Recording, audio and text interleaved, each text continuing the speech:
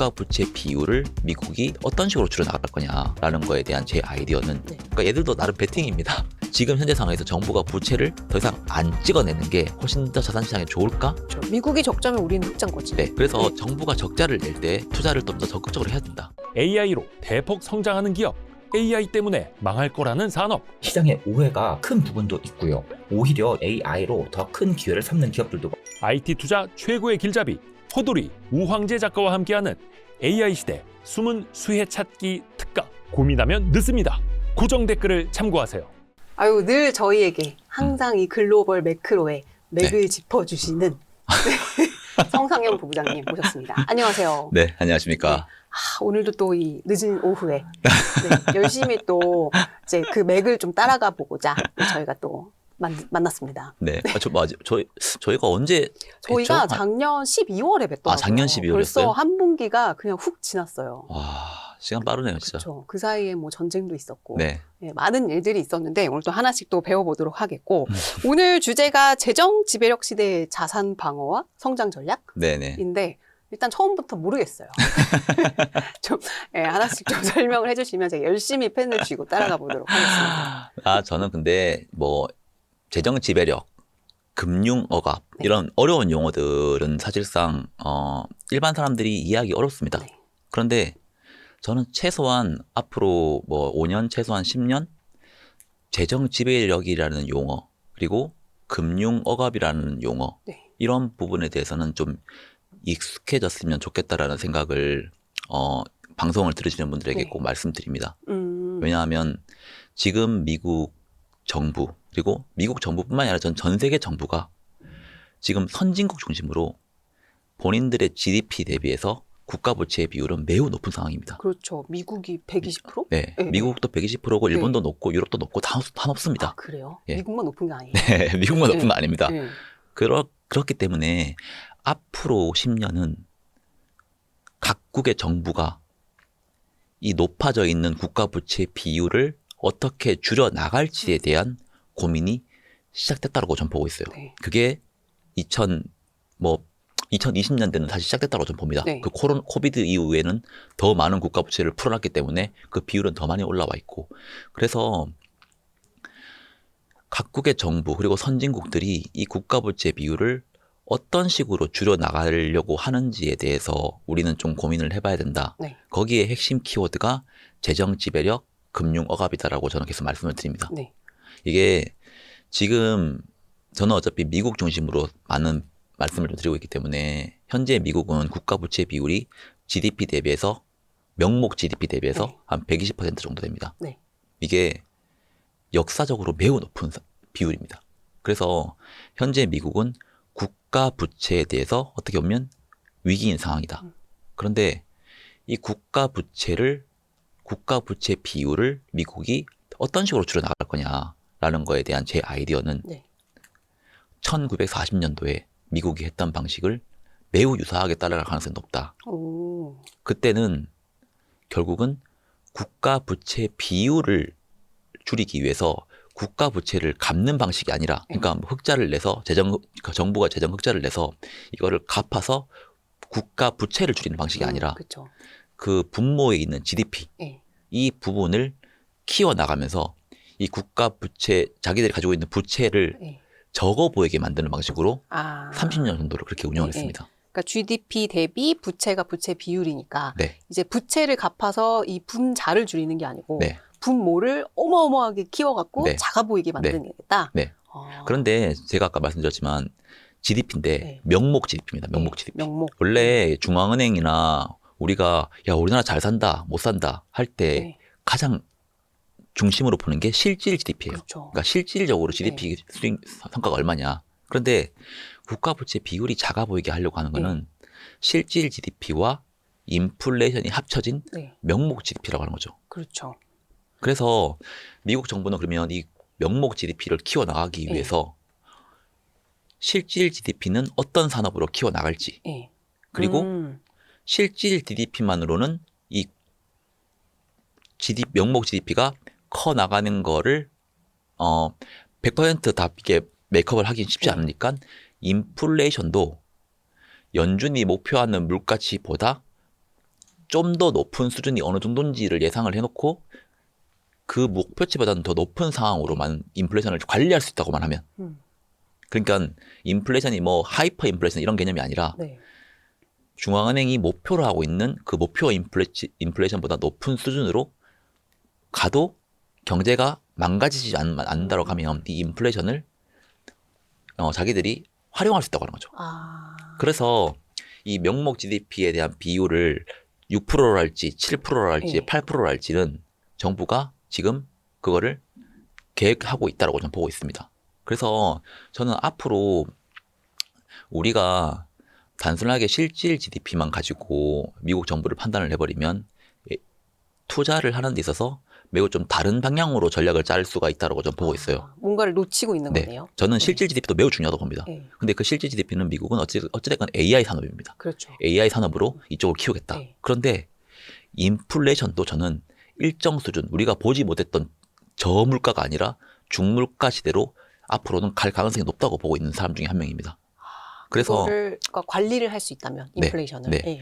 관리를 한다라고 하는 말이 정확하게 어떤 말이냐고 하면 인플레이션이 높게 나오면 네. 원래는 시장에 의해서 결정되고 있는 국채 금리들이 인플레이션 올라가면 국채 금리가 올라갑니다. 그렇죠. 국채 금리가 올라가면 뭐 대출이자부터 모든 게 다 힘들어집니다. 회사들, 개인들 다 힘들어집니다. 그러면 어느 순간에서 뻥 터진다고 하는 거죠. 그런데 이 국채 금리가 인플레이션이 올라가는 만큼 그 이론가만큼 안 올라가게 강제적으로 억압만 할 수 있다고 하면 그러면 그 금리 수준대가 과거에 우리가 봤던 것보다 높은 수준이지만 경제나 이런 부분들을 망치는 수준까지 안 올라간다라고만 하면 사실상 이 인플레이션은 경제 성장에 도움이 되는 방향으로 만들 수 있다고 하는 거죠. 그러니까 인플레이션이 원래 오르면 네. 이제 각종 금융 이제 금리들이 다 올라가는데 네. 이게 이제 그 비례해서 안 올라갈 수 있게 뭔가 제어를 할 수 있다면 네. 이거를 이제 그 나라에서 네. 할 수 있다면 네. 이거는 그냥 용인하겠다. 네. 약간 이런 그게 그러니까 금융 그게 억압이에요? 어려운 말로 금융 억압입니다. 금융을 그렇구나. 억압시키겠다. 그럼 뭐 은행들은 뭐 목을 뭐 비틉니까? 목을 비틀 수 있습니다. 네. 아 그래요? 그래서 네. 금융을 억압하기 위해서는 정부가 이런 경제에 계속 관여를 한다고 하는 거죠. 그리고 정부가 AI 산업을 키우기 위해서 정부 적자를 낼 거 아니에요. 네. 적자를 낼 때 자기들이 필요한 곳으로 계속 적자를 더 준다고 하는 거죠.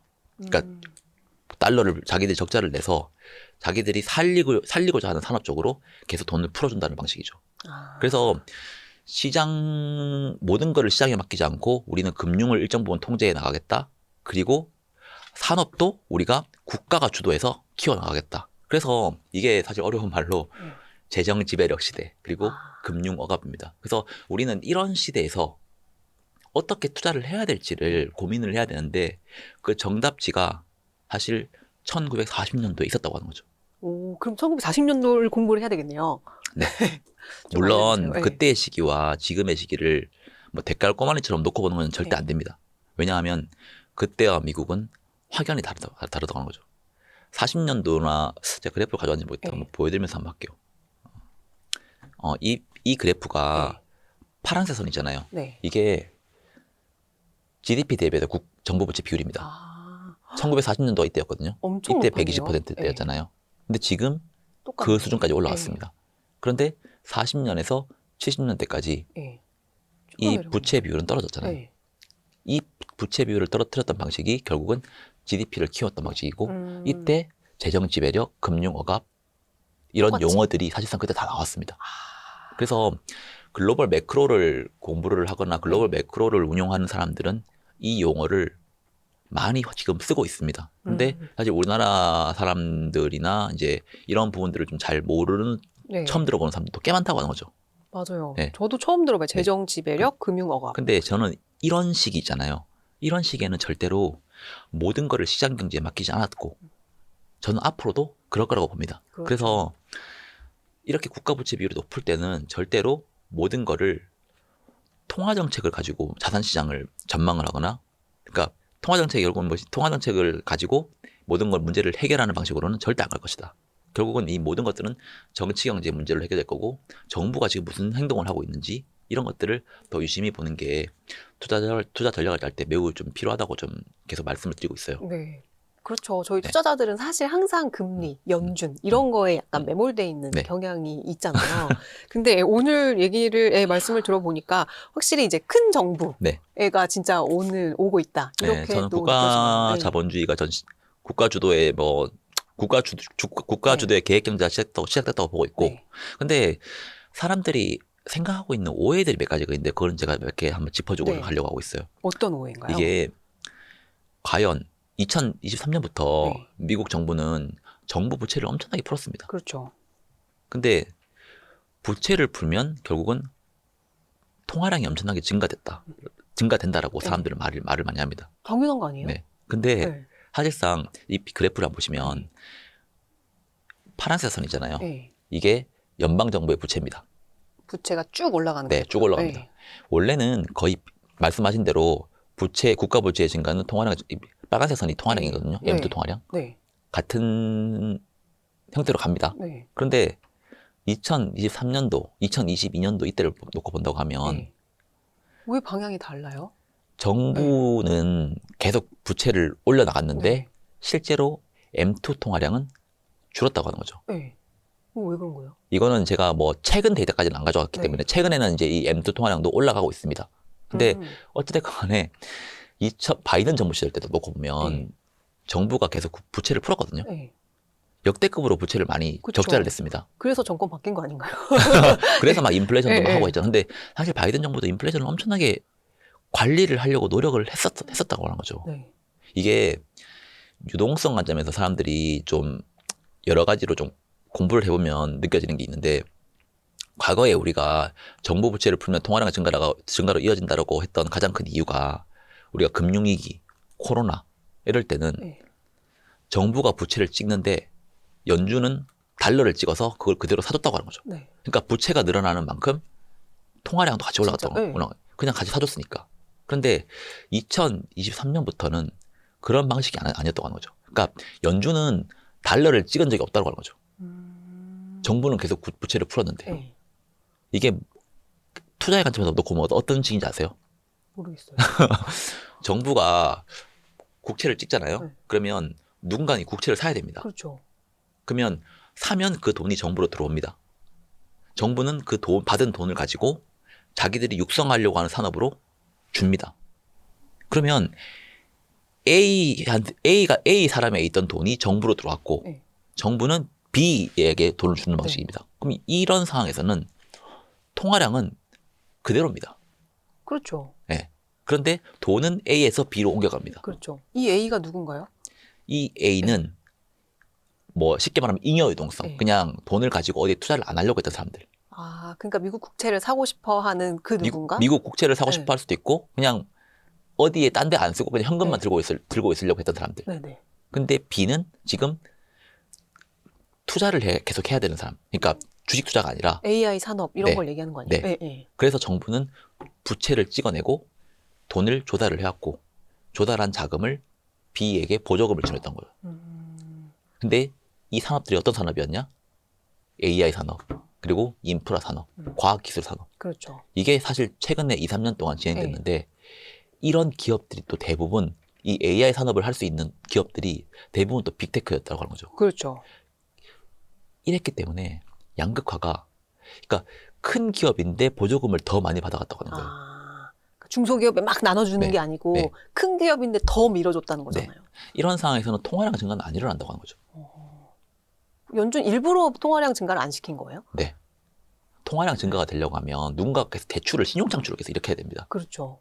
그런데 당시에 2022년부터 금리를 이렇게 올렸잖아요. 맞아요. 그러면 누군가 대출을 할 수 있습니까? 없죠. 네. 금리가 올라가는데. 그런 상황에서 대출이 못 일어납니다. 그리고 영세한 산업에서 더 못합니다, 대출은. 왜냐하면 대출 금리가 올라가는데.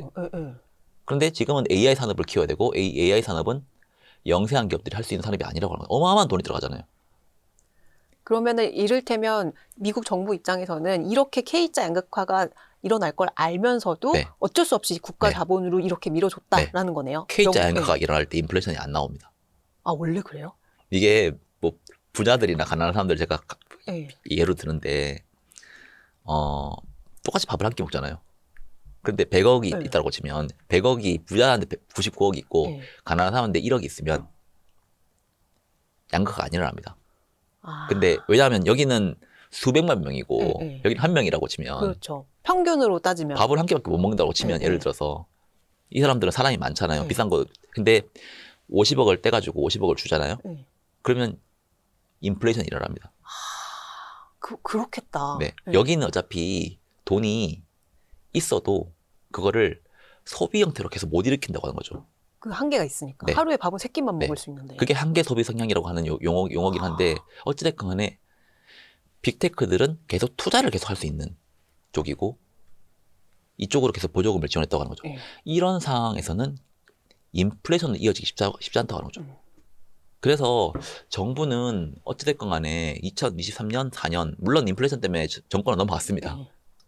근데 그럼에도 불구하고 당시에 철저하게 통화량을 통제하려고 했다라고 해서 근데 이 통화량을 통제를 하는데 그러면 원래는 자산시장이 무너져야 되거든요. 네. 근데 정부는 계속 이 보조금을 지원을 하면서 이 산업들은 계속 키워나갔다고 하는 거죠. 그래서 사실상 정부 부채가 높아져서 이 정부 부채가 어느 산업으로 갔는지를 보는 게 매우 중요했다라고 하는 게 2023년, 네. 2024년 저는 사실 그거를 그래서 그쪽 산업으로 우리가 투자 자금 배치를 해야 한다고 하는 게 제 당시 아이디어였어요. 그러니까 정부 부채가 높아졌는데 이게 어느 쪽으로 가느냐. 네. 거기에 이제 우리가 그 대상들이 네. 우리가 투자를 해야 하는 네. 대상이다라는 네. 거죠. 네. 그래서 네. 당시에는 일단 저희가 그래서 오해의 첫 번째라고 해서 정부 부채의 증가는 항상 통화량 증가를 이끌었냐? 항상 그랬다는 건 아니었다는 거죠. 아니다. 네. 그런데 뭐 보통 이렇게 통화량이 감소를 하면 자산시장이 무너지고 뭐 경기가 위축돼야 되는데 2023년, 4년엔 사실상 주식시장 좋았잖아요. 맞아요. 근데 그런 것들은 다 정부가 부채를 일으켰고 이거를 이 산업을 육성하기 위해서 키워줬다. 근데 그 산업이 사실 미국의 빅테크 산업이었고 시총 그게 상위주로. 시총 상위주였다. 그래서 경제는 점점 안 좋아질 수 있었지만 주식시장은 계속 좋아질 수 있었다. 그리고 그 산업은 계속 좋아질 수 있었다라고 하는 게 제 생각이었습니다. 돈이 어디로 가느냐 그거를 보는 거네요. 네. 그리고 두 번째인데 인플레이션 있잖아요. 네. 인플레이션 같은 경우에 그냥 단순하게 이게 왜 일어났는지 인플레이션이 왜 일어났는지를 판단을 해서 이게 금리 인상으로 잡아야 되는 건지 네. 아니면 뭔가 공급망을 새롭게 구축해서 잡아야 되는 건지를 다르게 판단을 해야 되는데 우리는 그리고 연준마저도 인플레이션이 올라가면 결국은 금리 인상으로 모든 걸 통제를 하려고 해버리니까 결국은 그건 수요를 죽이겠다고 하는 거거든요. 네. 그래서 2022년도에도 물가가 올라갔잖아요. 그 물가가 올라간 거를 기준금리 인상으로 일단 잡았잖아요. 그렇죠. 그래서 수요를 죽였잖아요. 이런 상황으로 했기 때문에 저는 양극화가 더 많이 일어났다고 봅니다. 왜냐하면 2022년도에 9.1% 인플레이션이 네. 올라갔던 이유들은 그냥 물론 이제 코로나 때 개인들한테 돈 많이 풀어서. 푼 것도 네. 있습니다. 근데 그것 때문에 100% 9.1%를 올라갔다고 저는 안 봅니다. 코로나 때 어떻게 보면 공급망이 봉쇄됐잖아요. 그렇죠. 그렇기 때문에 사람들의 지갑에다 돈을 꽂아줬는데 상품 모든 것들이 봉쇄가 돼버리니까 그 상품은 해외에서 들어오지가 않는 거예요.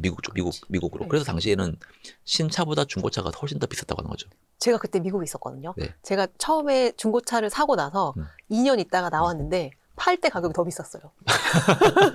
근데 네. 이걸 보시면 그걸 보통 이제 뭐 GSCPI 뭐 네. 이런 거라고 말하는데 글로벌 서플라이 체인 CPI라고 네. 하는데 이게 공급망이 붕괴가 되면서 물가가 올라가는 부분이 있다라고 맞아요. 하면 네. 그거는 사람들이 수요를 많이 일으켜서 하는 건 아니거든요. 그렇죠.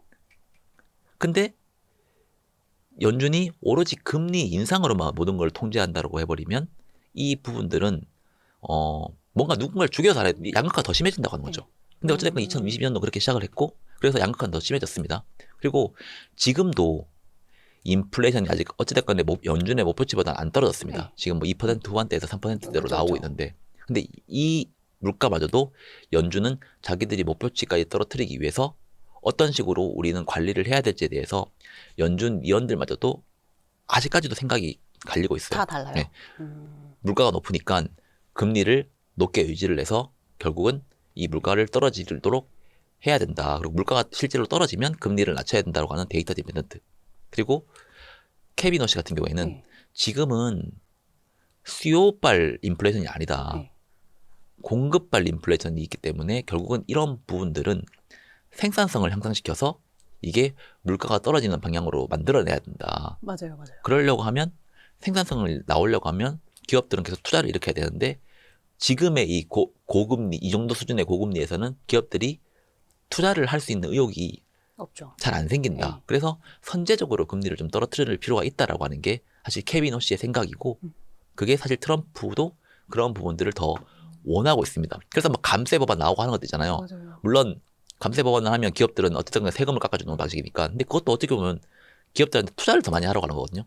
투자를 해야 초반에는 인플레이션이 좀 이게 움직일 수, 좀 잘 안 잡힐 수 있지만 결국은 이게 생산성으로 이어지고 생산성으로 이어지면 지금의 이 물가 상승률을 우리가 목표한 대로 잡을 수 있다. 뭐 디플레이션까지 만들어낼 수 있다고 하는 게 트럼프의 생각입니다. 그리고 아까 그 명목 GDP가 올라가는 개념 차원에서 보면 굳이 인플레이션을 뭐 그렇게까지 내리지 않아도 근데 땡큐 이게 아니에요? 네. 생산성이 결국은 인플레이션을 결국은 잡아먹을 수 있는 형태로 간다라는 시장 참여자들의 확신이 있어야 이게 자산시장을 망치지 않으면서 갑니다. 그래서 단순하게 그러니까 이게 인플레이션이 우리가 보고 있는 그냥 매달 나오는 인플레이션 지표도 있는데 사람들의 기대 인플레이션이라고 하는 것도 있어요. 근데 이런 부분들은 결국은 생산성 그리고 연준의 그 금리 레벨 이런 거와 매우 밀접하게 같이 움직입니다. 근데 트럼프가 지금 말하고 있고 워시가 말하고 있는 이런 부분들이 제대로 워킹을 하려고 하면 금리를 떨어뜨리면 사람들은 기대 인플레이션 올라가거든요. 네. 근데 이게 고삐가 풀려가지고 네. 사람들의 기대가 너무 이렇게 막 그렇게 올라가는 방향으로 하면 지금의 이 하려고 하는 모든 계획 경제가 다 무너집니다. 이게 진짜 굉장히 어렵네요. 이거를 네. 어렵기 때문에 저는 트럼프 행정부가 케빈 허시를 뽑았던 것도 당시에 케빈 헤셋이라고도 있었거든요. 맞아요. 근데 그 사람을 안 하고 케빈 허시를 했던 거 하는 게 케빈 헤셋은 트럼프의 오른팔 정도 수준이거든요. 그렇죠. 그러면 얘는 기대 인플레이션을 트럼프 말을 무조건 들을 거니까 기대 인플레이션을 더 자극시킬 수 있기 때문에 이러면 뭐 금융 지배력, 뭐 재정 지배력이나 금융 억압이나 이런 것들이 통제가 안 될 수 있다고 하는 거죠. 네. 일부러 그래서 저는 조금, 그래서 케빈 워시라는 사람을 연준 의장으로 임명하지 않았을까라고 하는 제 개인적인 생각도 있어요. 근데 어찌됐건 간에 인플레이션이 실제로 연준의 목표치보다 높게 정도를 유지하는 게 미국 정부 입장에서 좋은 거지. 그러네요. 고삐가 풀릴 풀려가지고 정도로 이렇게 막 막 올라가는 하이퍼로 형태로 가면 가면은 안 된다고 안 된다. 하는데 그거를 이제 생산성과 잘 조화롭게 운영할 수 있는 사람이 매우 네. 필요한데 케빈 허시는 지금은 선제적으로 좀 금리 인하를 해도 된다. 왜냐하면 생산성이 올라갈 거니까. 이게 시장에 어떤 식으로 시그널을 줄 수 있을지를 잘 조절할 수 있을 것 같은 네. 사람을 케빈 허시로 선정했다고 보고 있어요. 오케이, 이해했습니다. 네. 그래서 뭐 연준의 목표 물가보다는 좀 높게 유지하는 거가 미국 정부 입장에서는 매우 유리하다. 네. 그런데 지금 어찌됐건 실질 GDP도 올려나가야 되고 인플레이션도 목표치보다 조금 높은 수준으로 운영하는 게 매우 좋기 때문에 네. 앞으로 케빈 워시가 뭐 5월이나 지금 4월 달에 청문회 한다고 하잖아요. 그래서 학원 앞에서 된다라고 하면 이런 식으로 잘 핸들링을 해나갈 수 있는지에 대해서 좀 볼 필요가 있는 것 같아요. 왜냐하면 여전히 시장에는 이게 성공할 수 있다라고 보는 사람이 있고 성공하지 못할 거라고 하는 사람도 있습니다. 그리고 생산성이라고 하는 거는 아직은 우리는 AI를 많이 쓰고 있지만 생산성이 아직까지는 막 나오는 상황은 아니거든요. 맞아요. 지금 이렇게 투자가 많이 되고 있는데도 불구하고 그렇기 때문에 지금 돈을 이렇게 많이 퍼붓고 금리까지 인하를 해줬는데 생산성이 안 나온다? 그러면 이게 좀 쉽지 않은 상황으로 갈 수 있다고 봅니다. 네. 더구나 감세 법안까지 지금 하고 있는데 그래서 이런 측면에서 좀 하반기를 좀 지켜볼 필요가 있다. 근데 저는 어찌됐건 간에 AI 산업은 생산성이 나오는 방향으로 갈 거라고 저는 보고 있고 근데 생산성이 나오는 방향으로 가려고 하면 정부는 계속 부채를 풀어서 그 산업으로 지원을 해줘야 됩니다. 그러면 이 정부 부채는 누군가가 계속 사줄 수 있는 수요처는 필요하다고 하는 거죠.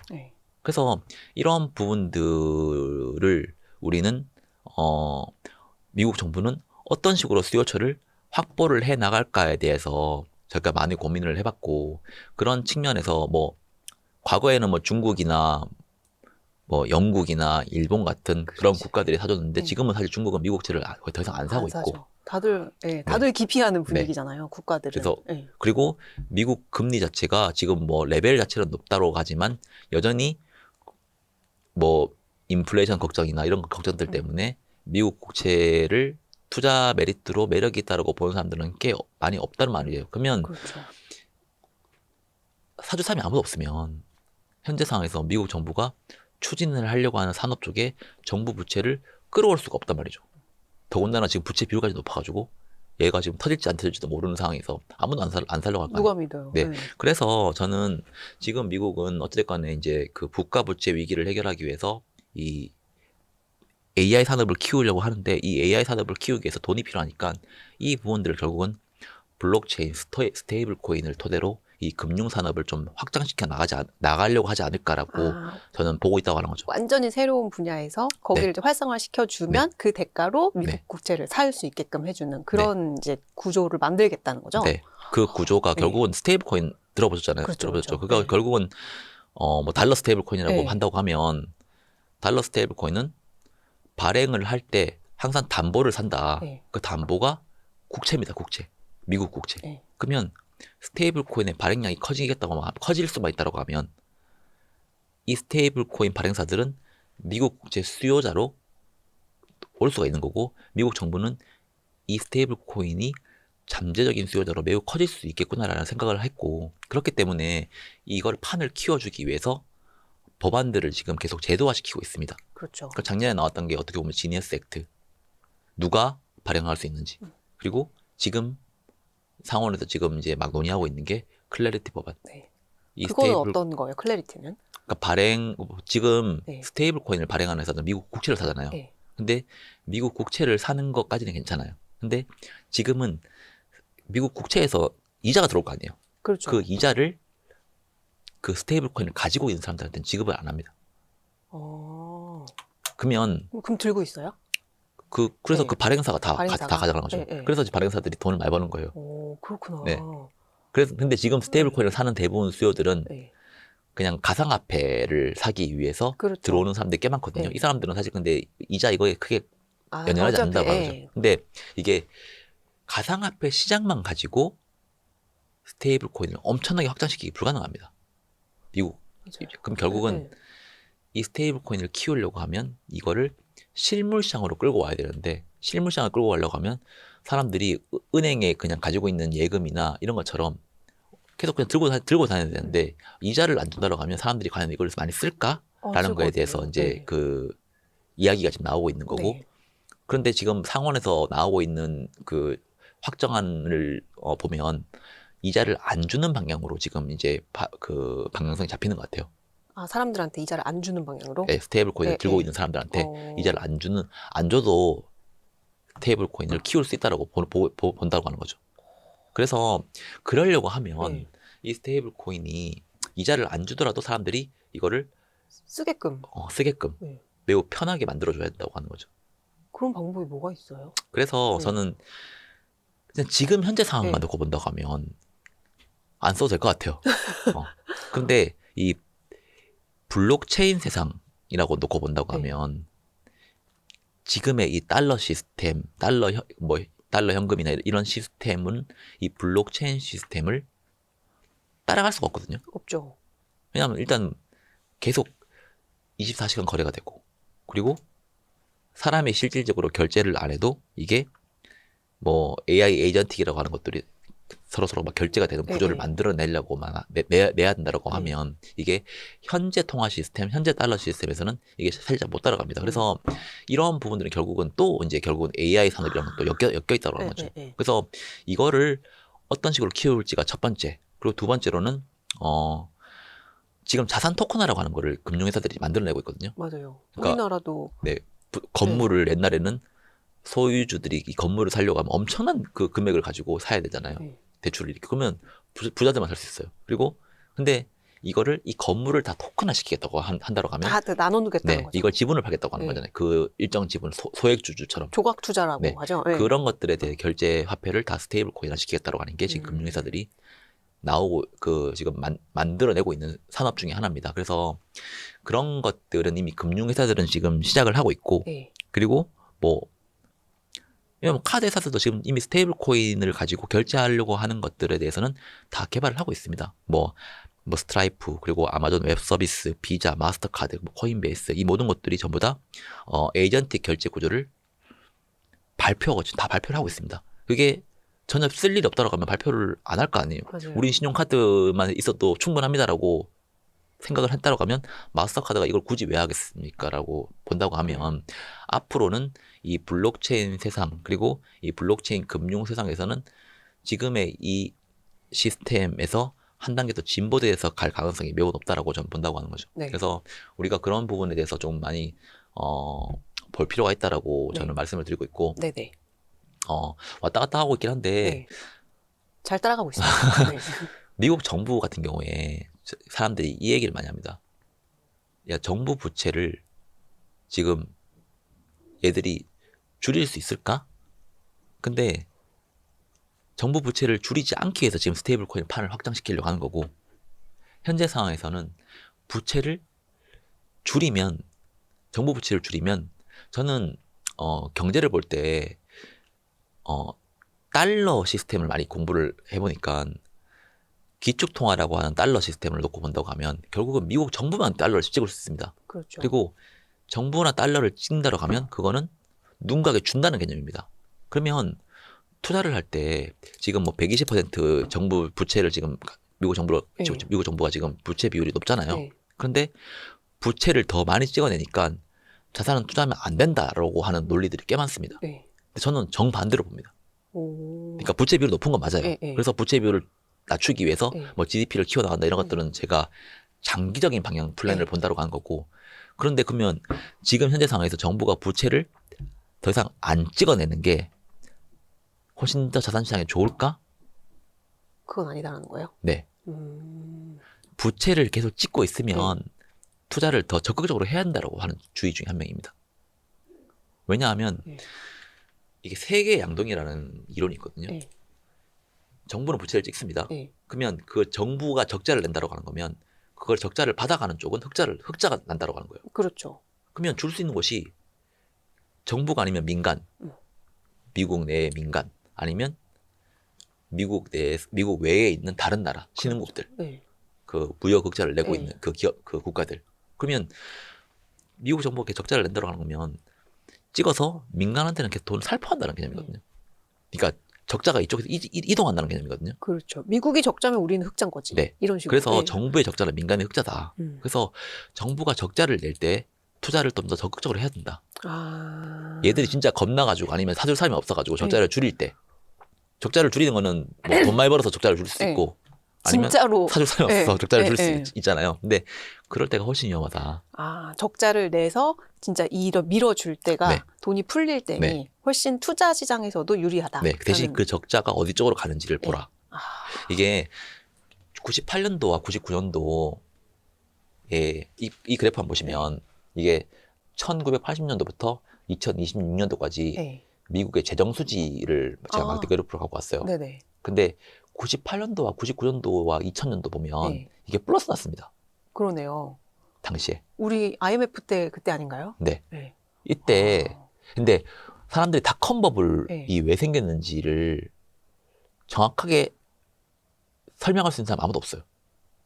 닷컴 버블이 네. 왜 꺼졌는지. 왜 꺼졌는지. 네. 왜 꺼졌을까요? 근데 시간이 지나서? 비싸서 꺼졌다고 하는데 네. 그거는 사실 언제든 주식이 뭐 안 비싼 적이 있었습니까? 그렇죠. 그냥 갑자기 훅 이렇게 됐잖아요. 네. 이유가 없었어요. 근데 뭐 앨런 사태 그건 다 이후에 터졌습니다. 뭐 사기 그쵸, 그쵸. 뭐 분식 계기한 네. 것들은. 근데 갑자기 꺼지기 시작했다고 하는 거죠. 그 전에는 엄청나게 올라갔는데. 네. 저는 그런 뭐 여러 가지 이유가 있겠지만 네. 저는 그 당시에 닷컴버블 왜 꺼졌냐? 미국 정부가 흑자를 내서라고 저는 말하고 있어요. 어떤 그 흐름인 거예요? 그러니까 미국 그게? 정부가 흑자를 네. 냈다고 하면 여기서? 민간의가 적자라는 게 아니라 네. 민간의 흑자가 아니라 민간의 그렇죠. 적자고, 네. 그리고 신흥국들에서 돈을 빨아당기는 네. 개념이잖아요. 당시에 우리나라 IMF 왔던 것들도, 그리고 뭐 당시에 이제 아시아 외환위기 왔던 것들도 이게 짧게 단기 조달을 했던 게 문제됐던 그렇죠, 거였거든요. 맞아요. 그때 우리나라가 엄청나게 성장이 차익. 높았습니다. 네, 네. 근데 짧게 조달을 안 해주면 박살 나가잖아요. 맞아요. 그러니까 차원이 빨리빨리 걷어들이겠다고 하는 거죠, 달러를. 흑자를 내겠다고 하는 개념이라고 하면. 그래서 저는 사실 외환위기든 네. 그리고 닷컴 버블이든 다 이런 관점에서 저는 많이 분석을 합니다. 유동성 관점에서. 유동성 관점에서. 네. 근데 미국 입장에서는 그때 왜 흑자를 내려고 했던 거예요? 근데 그러면? 원래 네. 모든 국가는 흑자를 내는 거를 선언을 하죠. 근데 이제 그럼, 미국이라는 네. 기축통화인 네. 국가조차도 정부가 흑자를 내는 게 네. 투자하는 사람 입장에서는 근데 보통 정부가 흑자를 내면 그 당시에 98년, 99년도 클린턴 정부 때 흑자를 내고 미국 정부가 환호를 했습니다. 이제 우리도 이제 흑자 기조로 간다. 근데 갑자기 2000년부터 닷컴 버블이 꺼져. 네. 그리고 닷컴 버블이 빠질 때 경기 침체가 아니었거든요. 그러니까 금융위기 때처럼 그런 침체가 아니었거든요. 네. 그리고 당시에 부동산은 더 올랐어요. 미국 부동산. 그렇죠. 그러니까 그냥 네. 주식시장이 빠진 겁니다. 맞아요. 기술주 중심으로. 네, 네. 근데 걷어들인 걸 그쪽에서 걷어들였다고 하는 거죠. 그러면 그때 클린턴 정부는 그런 거를 예상을 못했을. 그걸 예상할 수 있는 네. 왜냐하면 이거는 네. 저만의 논리인 거지. 흑자가 같다고 해서 무조건 뭐 버블이 꺼진다 이건 아니잖아요. 그렇죠, 그렇죠. 네. 이거는 부부장님의 어쨌든 로직. 네, 근데 거죠. 이게 네. 당시에 팟캐스트 같은 거 있잖아요. 99년도, 98년도 팟캐스트 네. 보면 그러니까 MMT 통화를 신봉자들은 이런 얘기를 했는데 다 묻혔어요, 사실. 미디어에 나오지 않았다고. 이게 유동성 관점에서 생각을 해볼 필요가 있네요, 확실히. 왜냐하면 원래는 흑자를 내야 국가가 잘 살게 되고 국가가 잘 살게 되는 게 자산시장에도 좋다. 이거잖아요. 근데 유동성 관점에서 놓고 본다고 하면 정반대라고 하는 거죠. 근데 이게 미국의 기축통화국이기 때문에 지금 해당하는 얘기인 거죠? 그러니까 우리나라랑은 그쵸. 또 다른 네. 거죠. 네. 그래서 알겠습니다. 그런 관점에서 저는 볼 필요가 있다라고 저는 보고 있고, 그럼 지금 AI 산업에서 만약에 미국 정부가 이게 지금 2020년에 적자를 이렇게 풀었습니다. 네. 근데 이때는 코로나였으니까. 그치. 네. 그럼에도 불구하고 코로나를 해결했잖아요. 2021년 정도 되면. 근데 2022년부터도 적자 기조는 계속 유지했다고 하는 거죠. 그러니까 그 전이랑은 너무 그 사이즈가 차이가 많이 나는데요? 규모 자체도, 근데 뭐 어차피 GDP 대비해서 비율을 놓고 보면 뭐 다르게 보일 수는 있지만, 네네. 어찌됐건 간에 미국 정부는 항상 적자가 났었고, 네. 원래는 GDP 대비해서 2%에서 3% 정도 재정 적자를 냅니다. 네. 그런데 지금은 한 5에서 7% 정도를 내고 있어요. 그래서 보통 위기가 생겨야 그렇게 풀거든요. 네. 근데 지금은 위기는 아니잖아요. 그렇죠. 그럼에도 불구하고 이런 부분들을 계속 내고 있다. 저는 미국 정부가 뭐 위기냐 아니냐가 문제가 아니라 지금 이 산업 자체를 키워야겠다라고 하는 거에 대한 거는 절실하다고 보고 있습니다. 그래서 지금은 뭐 위기에 상응하는 수준으로 지원을 하고 있다라고 보고 있고, 바이든 정부 때 칩스법이라는 게 나왔어요. 그렇죠. 그리고 뭐 인프라법도 나왔어요. 근데 칩스법이라고 하는 게 쉽게 설명을 하면 정부가 1달러 투자할게, 민간이 9달러 가져와. 그리고 우리 과학기술에 투자하자. 반도체 투자하자거든요. 그게 사실 국가가 주도하는 계획 경제 아닙니까? 그렇죠. 1달러, 9달러면. 투자하려고, 자기들 육성하려고 하는 산업에 정부가 지원해주겠다고 하는 거잖아요. 그 지원금 받아서 하는 애들은 결국은 대기업들이었고, 그렇죠. 빅테크들이었고. 그래서 바이든 정부 때 그 칩스법이라는 게 나왔고, 그 칩스법을 보통 10년 계획을 짜거든요. 그러니까 이렇게 해서 우리는 이만큼 많은 자금을 투자를 하겠다. 정부에서 투자를 하겠다라고 하는 건데, 이 표를 보시면 왼쪽이 칩스법이에요. 당시에 2023년도에 나왔을 때, 칩스법을 토대로 정부가 그 지원해주는 거 있잖아요. 2026년, 2027년까지 대부분 피크를 찍어주겠다고 하는 거예요. 그 다음부터는, 그러니까 이게 균등 분할로 매년 해주는 게 아니라 우리가 초반에 빨리 많이 집행을 하겠다고 하는 거예요. 그게 사실상 저는 이 AI를 말을 할 때 누가 이 AI 생태계를 가져가느냐가 매우 중요하다고 보고 있어요. 그래서 빅테크들은 바보가 아닌데 왜 이렇게 돈을 많이 투자하지?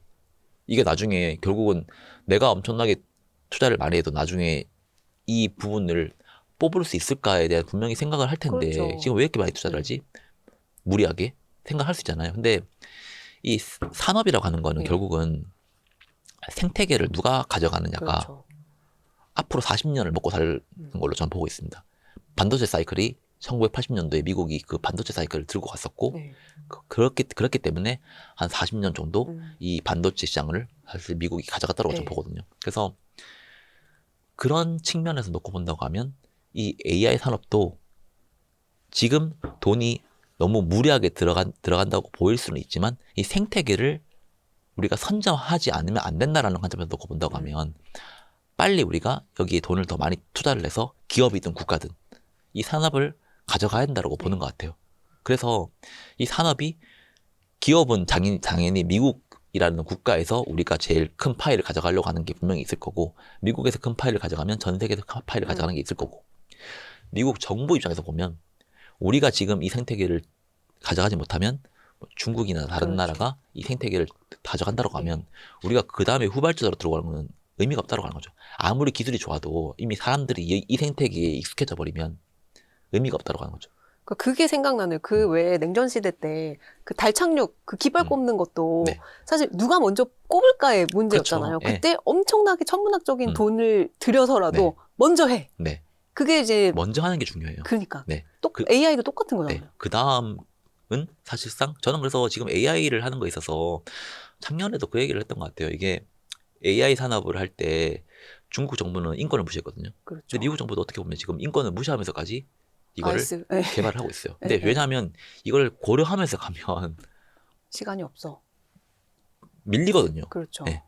그래서 그런 측면에서 지금 인권이 무시되는 것까지 이 부분들을 지금 개발을 하고 있다. 네. 근데 이거 생태계를 잡고 나면 그때는 또 인권을 가지고 다른 나라들은 개발을 못하게 하겠죠. 사실 그렇죠. 그게 핵무기도 비슷했습니다. 맞아요. 우리가 가지고 있고 니네는 네. 가지지 마. 맨하튼 왜냐하면 프로젝트 니네가 때, 가지면 이거는 사람들한테 위험해.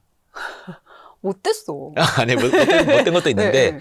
그게 그렇기 때문에 더 빨리 하는 것 같아요. 이게 패권국이라는 게 사실 그런 이 산업 패권을 못 가져가면 네. 결국은 무너지거든요. 근데 미국이라는 나라는 어쨌든 간에 그 산업 패권을 과거에는 가지고 있었지만 이게 점점 약화되고 있습니다. 네. 그런데 새로운 산업이 나올 때 이 산업을 다시 잡을 수만 있다고 하면 다시 이 산업 패권을 부스팅을 할 수 있는 국가예요. 그런 쯤에서 놓고 본다고 하면 지금 미국이 이 AI 산업을 어떤 식으로 키워 나가려고 하는지에 대해서 저는 좀 생각을 좀 하고 있고 네. 그래서 AI 산업은 우리가 버블이다 아니다 이런 것들 많이 놓고 보는데 너무 그런 거를 버블 무섭긴 한데 버블을 너무 두려워하지 말라. 네, 네. 최근에 혹시 그 S&P 500이나 나스닥 PER 선행 PER 혹시 보셨어요? 되게 많이 빠지지 않았어요? 네. 그게 뭐 주식이 빠져서가 아닙니다. 아, 그럼요. 주식이 빠져서가 선행 아니면 기업 이익이 네. 올라와서. 이익이 올라와서. 근데 우리는 네. 지수만 놓고 보면 네. S&P 500 지금 7,000이잖아요. 맞아요. 역사적 최고점이잖아요. 그럼 비싼 거잖아요. 네. 근데 그 지수를 놓고 보면 항상 비싸요. 맞아요. 근데 그 지수라고 하는 게 7,000이든 6,000이든 결국은 기업의 이익, 그렇죠. EPS 곱하기 멀티플이거든요. 그렇죠. 멀티플이라고 하는 게 사실 밸류에이션이거든요. 네.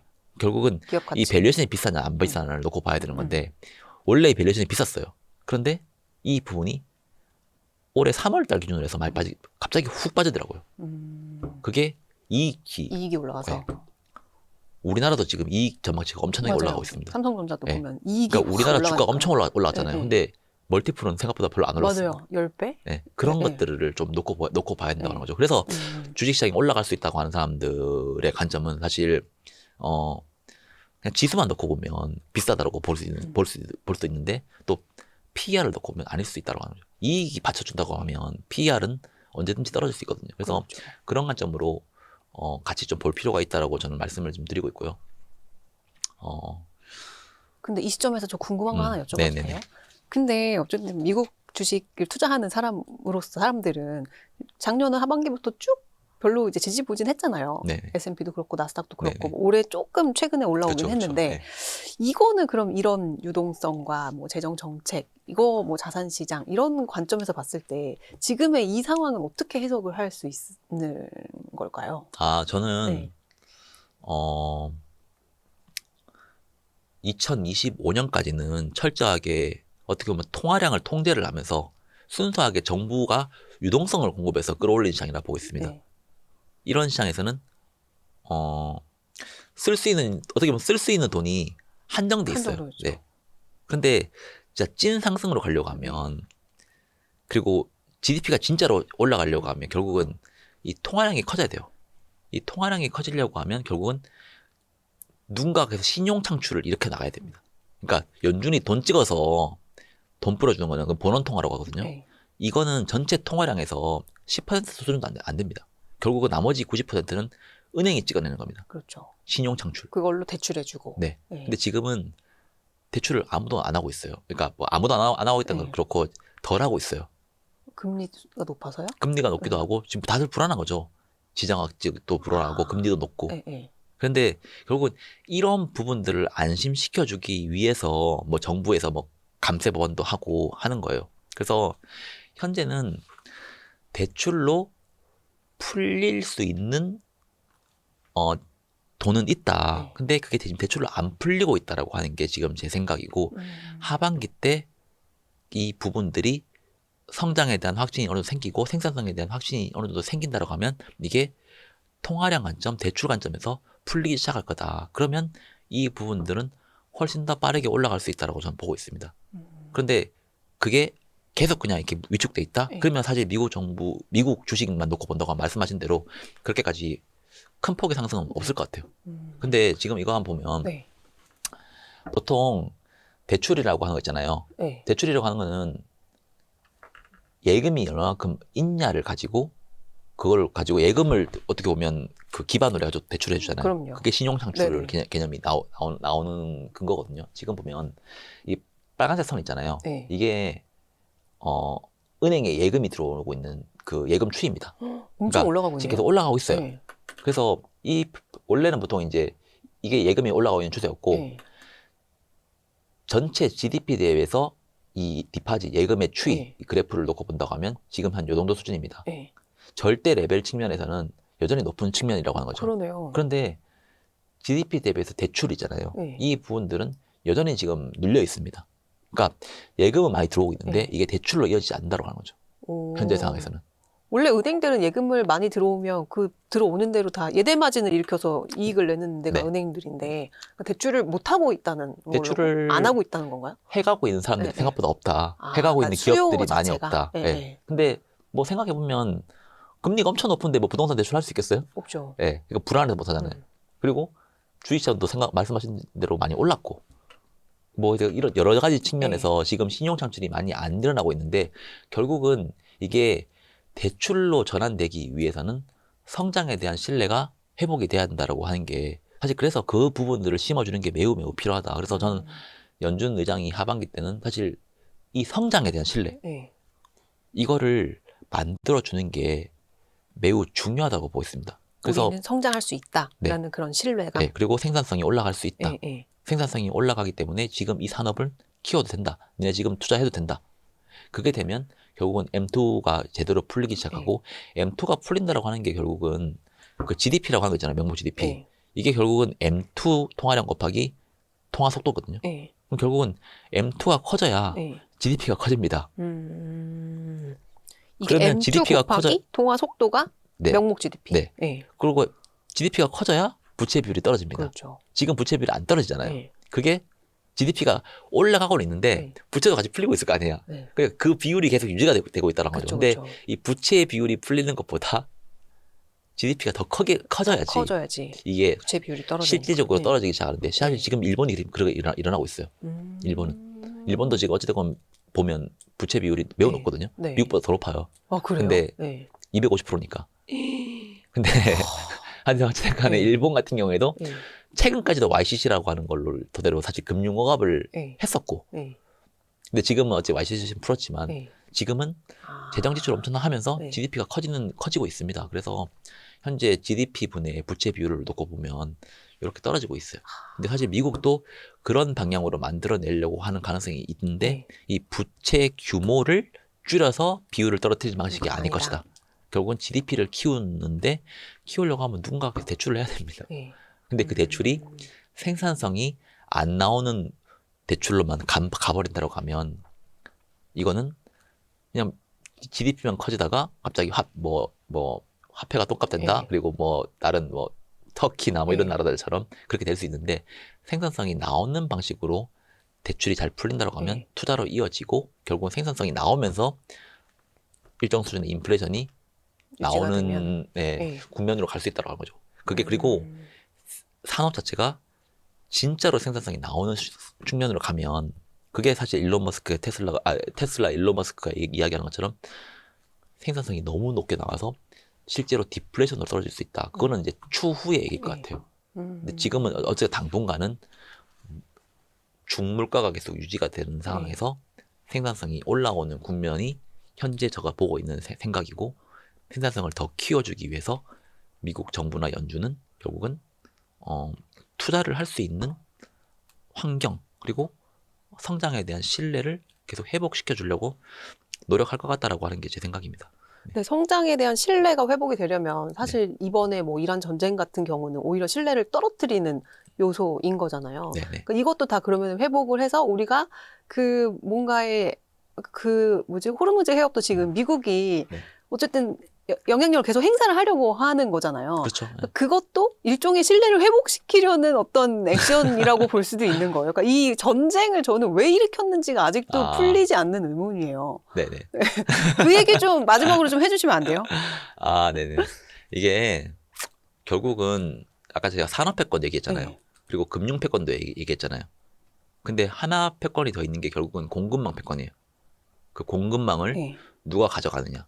왜냐하면 결국은 공급망을 지배해야 전 세계 이 무역을 움직이는 거를 결국은 자기들이 통제를 할 수가 있거든요. 그렇죠. 근데 이거는 사람마다 생각이 좀 다를 수 있지만 미국이 이란을 진짜 공격한 이유는 표면적으로는 안보, 핵 위험이었어요. 그런데 전 나머지 두 개도 분명히 있다라고 봐요.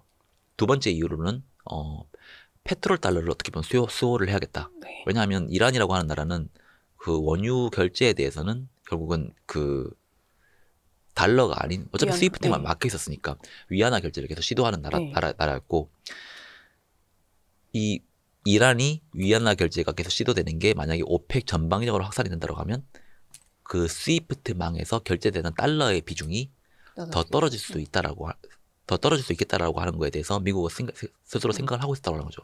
현재 스위프트망에서 달러가 한 50% 정도 결제되고 있습니다. 네. 무역 결제에 있어서. 그런데 한 10년, 20년 전만 해도 한 70%까지 됐대. 그러니까 그게 계속 떨어지고 있어요. 그게 꼭 위안화가 아니더라도. 근데 이란이라는 국가가 계속 그런 거를 시도를 하고 있는 측면에서 페트롤 달러를 좀 수호를 해야겠다. 달러 결제 체계를 좀 방어를 해야겠다라고 하는 거가 분명히 저는 있었다고 보고 있고, 네. 더 결정적이라고 하는 거는 결국은 중국이라고 하는 나라가 1대1로라는 거를 계속 하고 있었거든요. 네, 그렇죠. 그게 결국은 전 세계 공급망을 중국이 좀 지배해 나가려고 하는 시진핑 1기 때부터 시작된 거였어요. 네. 그래서 근데 미국이라고 하는 나라는 결국은 이 그 공급망 자체 있잖아요. 전 세계 공급망. 이거를 결국은 자기들이 통제를 해 나가야 된다라고 하는 게, 사실 공급망, 물류 공급망, 그 해상 패권 이런 것들이 뺏겨버리면 뭐 산업 패권, 금융 패권 이런 부분들이 못지않게 패권의 위협을 패권이 넘어갈 수 있다라고 하는 거를 누구보다 잘 알고 있는 게 미국입니다. 왜냐하면 예전에도 미국이라는 나라가 영국에서 패권을 가지고 올 때 영국은 1차 산업혁명 이후에 산업 패권이 이렇게 지고 있었어요. 근데 그 당시에 미국은 산업 패권이라는 게 뜨고 있었습니다. 맞아요. 제조업 국가. 그리고 파운드라고 하는 그 금융 패권. 그거는 1940년도 2차 대전이 끝나고 난 뒤에 브레튼 우즈라고 하는 체제 이후로 파운드에서 달러로 넘어갔습니다. 그리고 마지막으로 그 물류 패권이라고 놓고 본다고 하면 영국이 사실상 뭐 식민지라고 하는 것들 많이 들고 있었잖아요. 그래서 그때 당시에 엄청나게 중요했던 게 스웨즈 운하였거든요. 근데 그 스웨즈 운하에 대한 자기들의 그 장악력이 사실상 한 1950년도에 미국 때문에 그게 뺏겨버렸어요. 그러니까 장악을 더 이상 못하게 하는. 근데 그런 것들을 미국은 다 알고 있잖아요. 자, 전력이 있구만. 네. 그래서 미국도 어떻게 보면 산업 패권이 지금 중국에서 크로스 될 가능성이 지금 있다라고 보고 있고, 금융 패권도 스위프트망에서 결제되고 있는 달러가 지금 비중이 떨어지고 있고, 위안화는 매우 낮은 비중이지만 뭐 올라오고 있는 측면이 있고, 근데 물류 패권 측면에서도 중국은 1대1로 토대로 이 공급망을 물류를 계속 장악하려고 하는 측면에서 미국도 이 해상 패권이라고 하는 거를 중국한테 모든 걸 뺏기면 안 된다라는 생각을 분명히 한다라고 하는 거죠. 그런 측면에서 미국이 사실상 바이든 정부 때 추진을 했던 게 IMEC라고 하는 거였어요. 그게 인도 이렇게. 그게 이 표를 보시면 그래프 네. 보시면 인도를 통해서 네. UAE로 갑니다. 그러니까 인도에서 제조를 해서 UAE로 갑니다. 네. 이 UAE에서 결국은 사우디로 가고 사우디에서 철도망을 통해서 이 요르단, 이스라엘 이렇게 갑니다. 그래서 그러면 그 다음 유럽으로 이렇게 뻗어나가는 방식이죠. 이렇게 해서 중국의 차이나 온리 차이나에 대한 물류 공급망을 네. 좀 분산시키려고 하는 게 이 지정학적인 측면에서는 분명히 있었다고 하는 거죠. 그래서 그러니까 중국이 그렇다고 해서 뭐 물류 패권을 다 뺏기는 건 아닐 것 같아요. 왜냐하면 그렇죠. 워낙에 제조 네. 공장이니까. 근데 온리 차이나에서 차이나 원 개념으로 차이나 플러스 원 개념으로 일단 이 부분들을 만들려고 하고 거기에 핵심으로 필요했던 게 호르무즈 해협이었다고 하는 거죠. 왜냐하면 인도에서 만들어서 이 UAE로 갈 때 네. 여기 있는 게 호르무즈거든요. 그래서 1단계는 뭐 인도에서 UAE 그리고 바다를 통해서 네. 2단계는 UAE에서 사우디, 요르단, 이스라엘 이때는 철도와 육상 물류를 통해서 마지막으로는 이스라엘 하이파에서 유럽으로 뻗어나가는 이 공급망을 바이든 정부 때 만들어냈고 사실상 트럼프 정부 때도 계속 하고 있습니다.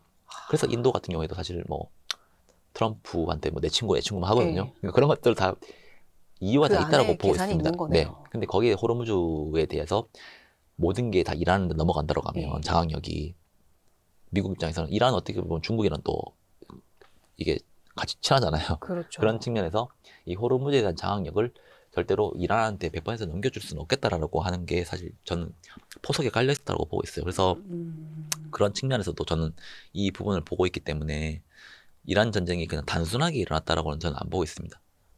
이게 이 그냥 설명을 듣고 보니까 진짜 그런 생각이 드네요. 근데 어쨌든 영국에서 미국이 패권을 가지고 왔던 그 어떤 다양한 이제 경험들 네. 이게 사실 지금 이제 제조업 국가로서 중국이 뭐 AI도 그렇고 로봇도 그렇고 엄청나게 지금 위력을 보여주고 있는데 이거를 막아내기 위해서, 그러니까 지키기 위해서 이 패권을 지금 미국이 하고 있는 다양한 행동들이 그 하나의 그림 안에서 지금 그려지고 있는 거잖아요. 네. 그렇다면 부부장님께서는 왜 지금 뭐 미국은 지금 트럼프 때문에 망할 거다. 막 달러 패권이 이렇게 지금 약해지고 있는데 다 중국으로 넘어갈 거다. 막 이런 사실 얘기들도 들려요, 네. 요새. 그래서 아씨 나스닥에 ETF 들어오는 거 다 빼야 되나 이런 생각도 네. 들 때가 있단 말이에요.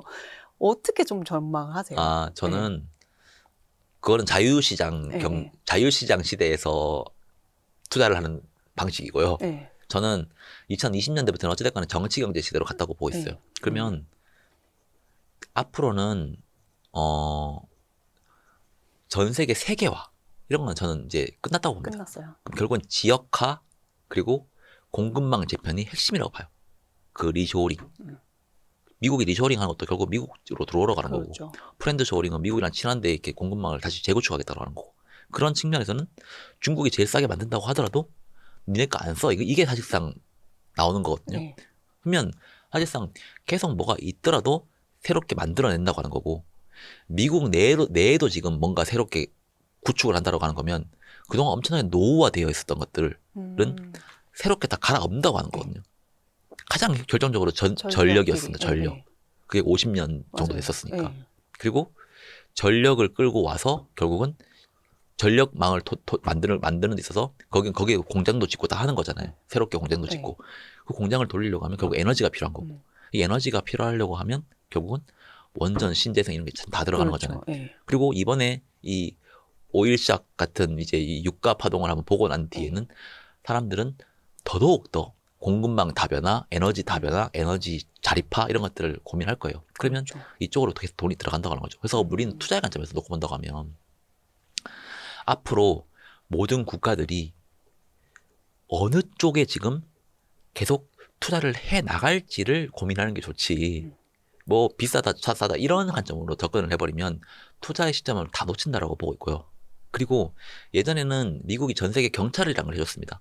맞아요. 그러면 다른 나라들은 국방력에 대해서는 국방비를 그렇게 많이 지출할 필요가 없었습니다. 특히 미국이 다 유럽. 지켜주니까. 네. 근데 지금은 안 지켜준다고 하잖아요. 그리고 지켜달라고 하는 거면 돈 내라고 하는 거잖아요. 네.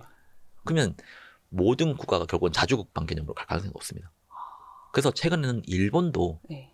국방비 쪽에 재정 지출을 하겠다라고 하는 거가 원래 2차 대전 이후에 일본은 그건 금기시였습니다. 맞아요. 근데 지금은 전범이. 네. 그 부분들에 대해서도 대놓고 말을 하기 시작했습니다. 독일도 2차 대전 이후에 금기시하는 것들을 정부 지출해서 국방비로 나가는 것들은 빼겠다라고 하는 겁니다. 이야기하고 있어요. 그럼 우리나라 방산업체들 입장에서는 지금 아무리 비싸다고 해도 훨씬 더 좋아질 가능성이 이런 높거든요. 상황에서는 이렇게 네. 지정학 이슈가 계속 생기는 상황에서는 방사는 전 단기 테마는 절대 아니라고 봐요. 옛날엔 단기 테마였을 수 있습니다. 근데 지금은 어쨌든 자주 국방이라고 하고 네. 이게 하루아침에 되는 건 아니잖아요. 그리고 전력만 까는 것도 하루아침에 되는 게 아니잖아요. 그렇죠. 다 깔고 나면 그냥 네. 50년 가겠죠. 근데 이거를 깔는 시점까지는 이쪽에 대한 수요는 계속 일어나는데 네. 미국 내에 있는 기업들은 이걸 다 할 수 있는 기업들이 없다고 하는 거죠. 언젠가는 새로운 기업들이 생길 겁니다. 할 수 있는 기업들이. 근데 지금은 중국을 제외한 나머지 국가들한테 뭐 동맹국이나 이런 것들한테 그런 부분들을 주겠다고 하는 거잖아요. 네. 그래서 그런 쪽에 기업 종목들을 찾아내는 게 단순 테마라고 테마는 아니라고 그냥 본다고. 테마 자체가 아닐 수도 네. 있겠네요. 캐즘은 네. 분명히 계속 일어나죠. 음. 그런 측면에서 저는 캐즘 네. 단기 테마는 절대 아니라고 네. 보고 있고, 그리고 어쨌든 이것보다 가장 큰 거는 AI 산업이잖아요. 이 이거를 AI 산업에 그렇지. 가장 뭐가 필요할까? 그리고 얘들은 왜 이렇게까지 투자를 많이 할까? 저는 어쨌든 지금은 또 계속 투자가 들어가는 시점이라고 보고 있어요. 생산성이 나오냐 안 나오냐를 지금 너무 고민할 필요가 없다. 왜냐하면 생산성이 나올 때까지 투자할 거니까. 그렇죠. 네. 안 나오면 안 되잖아요, 네. 지금. 그리고 네. 돈을 어떻게 조달할 거냐? 돈을 어떻게든 조달하는 방향으로 계속 갈 거니까. 네. 그게 뭐 스테이블 코인이 됐든 그렇죠. 뭐가 됐든. 그리고 은행에 목을 비틀어가지고 대출을 일으켜주든 정부 입장에서 계속 기업들이 투자를 할 수 있는 방향으로 네. 만들어낼 거라고 하는 게 미국 정부의 생각이고, GDP를 키우려고 하는 거는 해도 될까 안 해도 될까가 아니라 무조건 해야 된다고 하는 거예요. 그래야지 부채 비율이라고 하는 것 자체가 떨어진다. 대신 이 GDP를 키우는 게 그냥 인플레이션만 막 키워가지고 하는 방식은 절대 아니다. 그냥 일정 수준의 인플레이션은 당연히 용인할 거다.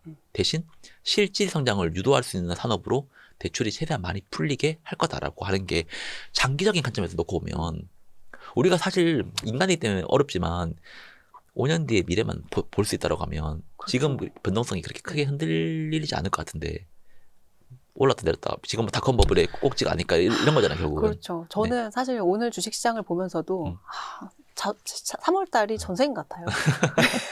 이걸 알았더라면.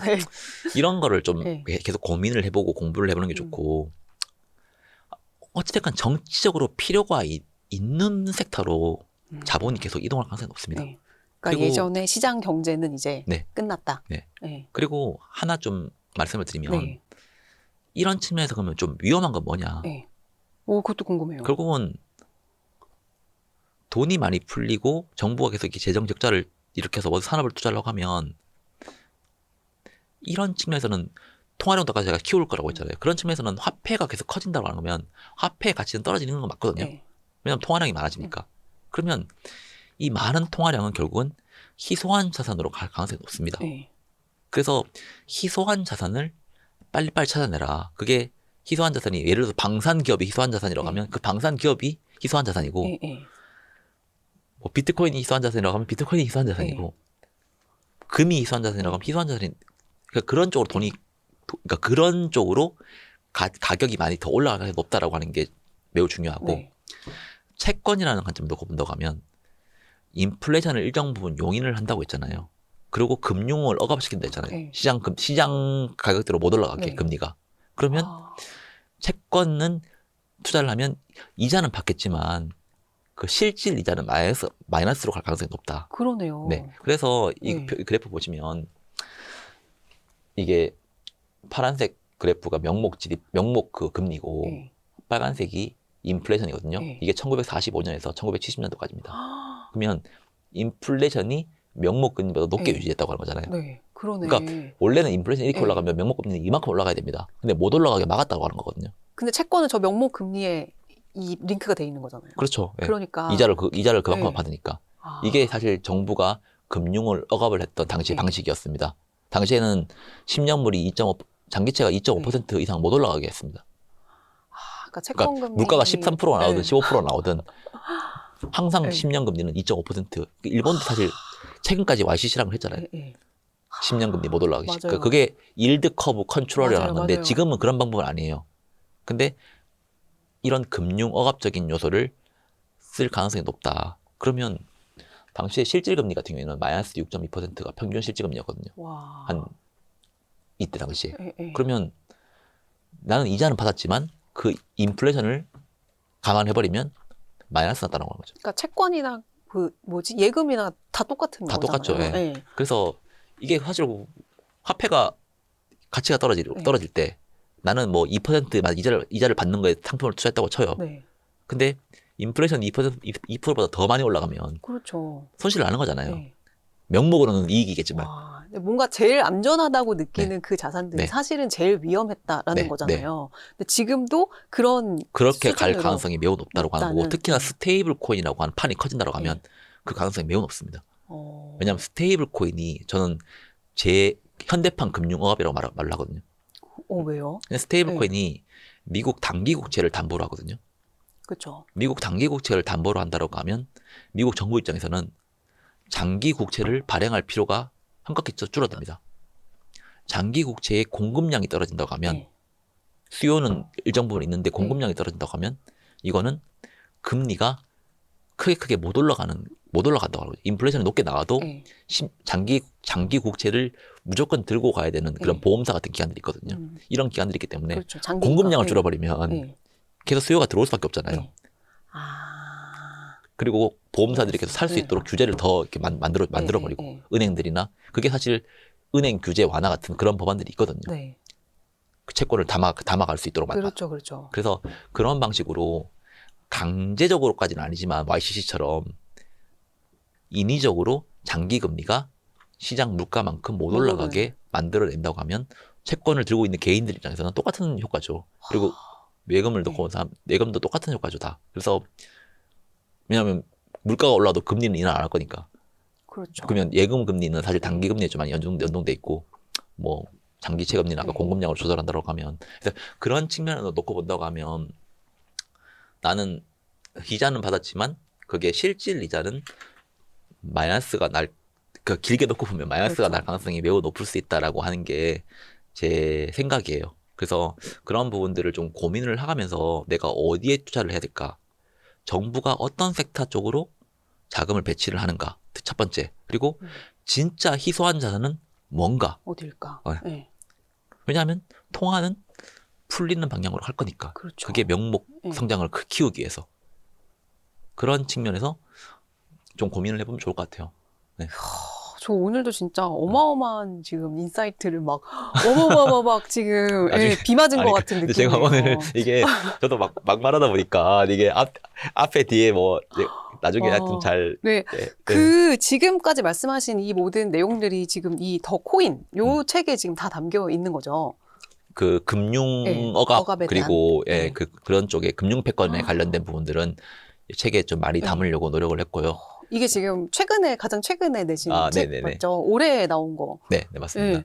근데 제가 이제 사실 저는 이거를 다 읽어보진 못했고 리뷰를 막 찾아봤는데 굉장히 감명 깊게 읽었다는 리뷰들이 많더라고요. 저도 꼭 한번 이제 완독하고. 그리고 지금의 이 거지 경제를 좋다고 보는 사람도 있고, 그러니까 좋아질 거라고 보는 사람도 있고, 안 좋아질 거라고 보는 사람도 있고, 결국은 또 스테이블 코인이 확장될 수 있다고 보는 사람도 있고, 안 된다고 보는 사람도 있고. 근데 저는 정책을 가지고 투자를 하는 사람, 정책을 토대로 투자를 하는 전략을 짠다라고 하면 이게 될지 안 될지를 너무 그렇게 고민할 필요가 없다. 어쨌든 안 된다고 하더라도 마지막까지 살아남는 거는 정책으로 어떻게든 부스팅을 하다가 떨어지는 사람들이다. 맞아요.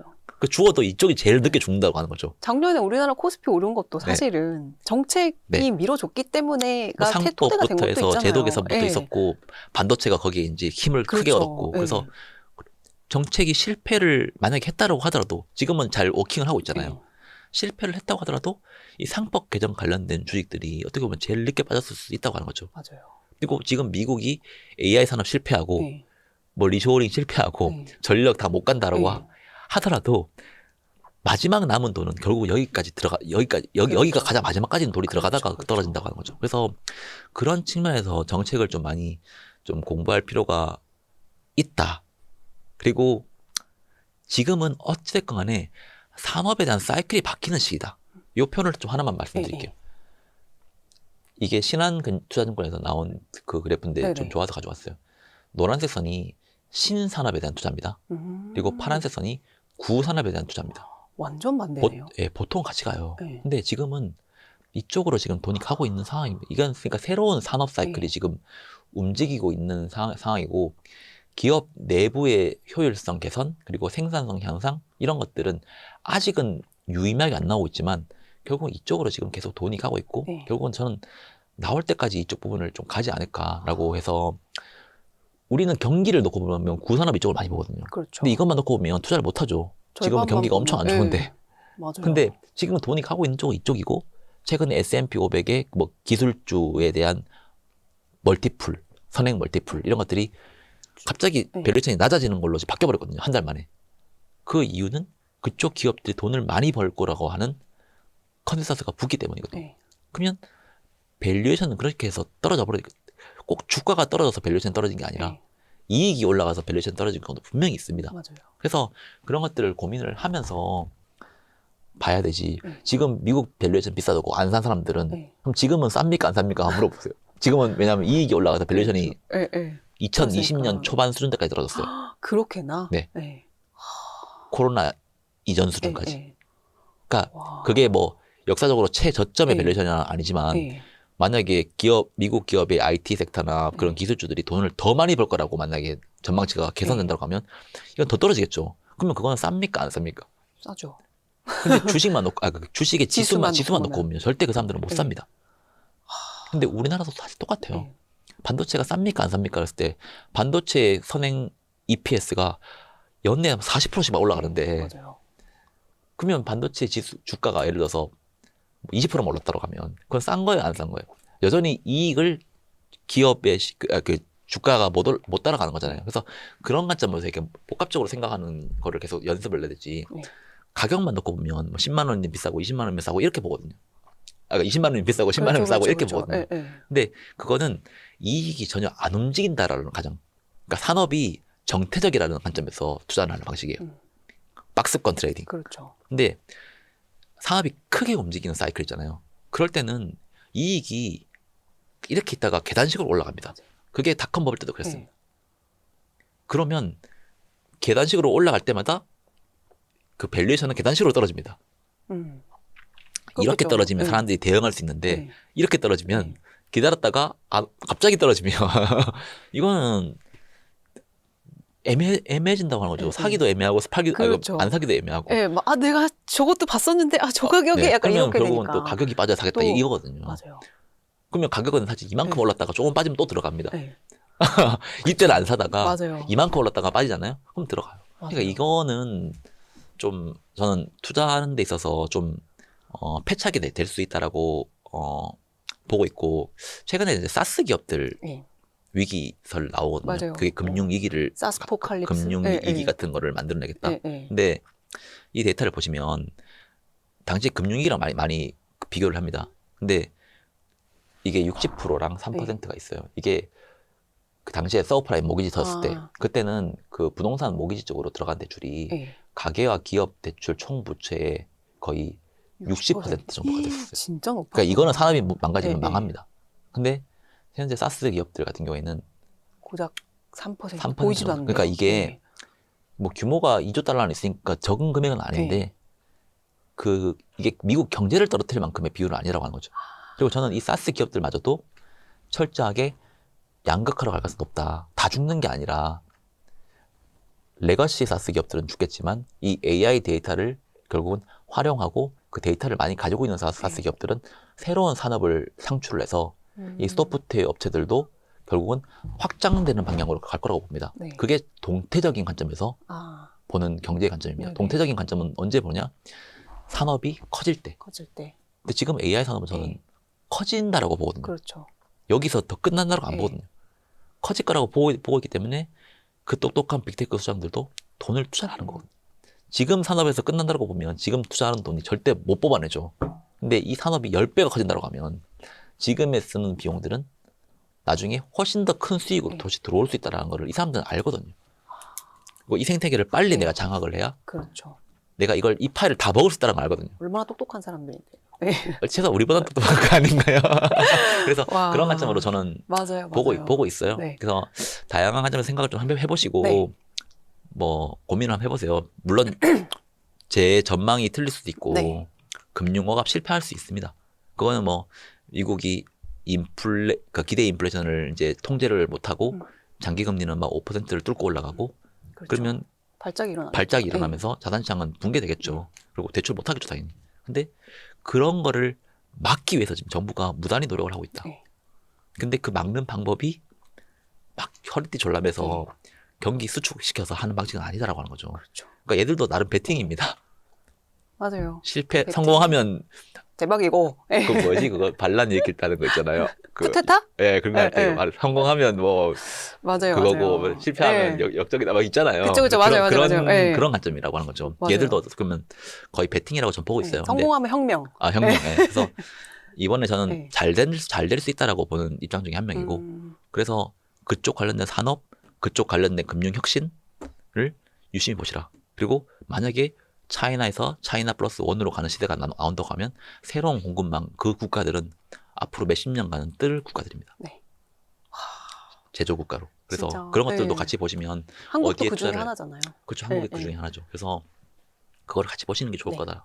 저는 말씀드리고 싶습니다. 와, 오늘도 또 1시간 30분 가량의 예. 정말 장기간의 시간 동안 또 이렇게 정말 엄청난 인사이트를 나눠주셨는데 진짜 딱 하나 느끼는 거는 빨리 은행 가서 적금 깨야겠다. 이 생각. 네, 오늘 다양한 투자 관점들 나눠주셨습니다. 감사합니다. 네네, 고맙습니다. 고생하셨습니다. AI 산업, 당신이 몰랐던 더 큰 시장이 있다. 데이터 센터 시스템, 설비, 그리고 이제 뭐 가상망까지 AI로 대폭 성장하는 기업, AI 때문에 망할 거라는 산업. 시장의 오해가 큰 부분도 있고요. 오히려 AI로 더 큰 기회를 삼는 기업들도 IT 투자 최고의 길잡이 호돌이 우황재 작가와 함께하는 AI 시대 숨은 수혜 찾기 특강. 고민하면 늦습니다. 고정 댓글을 참고하세요.